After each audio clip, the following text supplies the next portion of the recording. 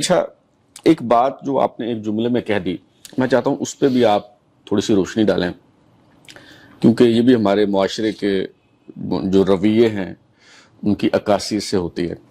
आपके वालिद साहब की जो बिजनेस एम्पायर थी रफ़ी भट्ट साहब की, उनकी वफात के बाद उस बिजनेस एम्पायर का क्या हुआ? क्या कोई कारोबार में कोई नुकसान हो गया, या कोई जो भी आपके रिश्तेदार अजीज थे वो उस पर काबिज हो गए?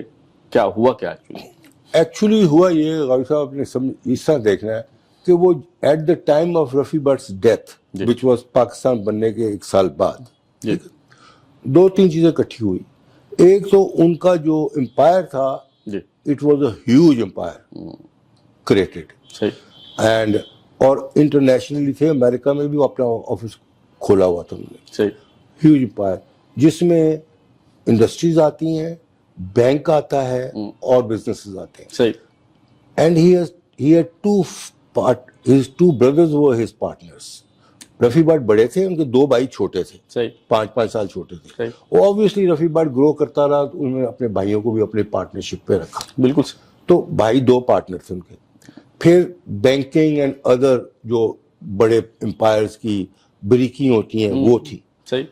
तो आप ये देखें, he dies and he was the force, the driving force. 2 भाई जो थे वो खाली स्लीपिंग पार्टनर्स थे। सही। He was driving force.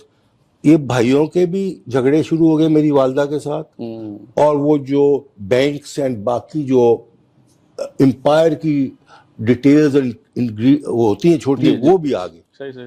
तो मेरी वालदा तो एक हाउसवाइफ थी, she just could not manage that litigations and all that thing. उस वक्त मेरी वालदा के जो 1-2 उनके कोई बुजुर्ग थे, उन्होंने फैसला मेरे चाचों से और बैंक सबसे किया कि मेरी वालदा ने ये फैसला किया कि मुझे घर मिल जाए, थोड़ी सी मुझे जगह जमीन मिल जाए, जहाँ दुकानें मिल जाए, जहाँ मेरी इनकम आ जाए, तो मैं ये सारे जो भी बिलियंस या मिलियंस की बात है, इससे मैं जान रहा हूँ, मुझे पता कुछ नहीं है।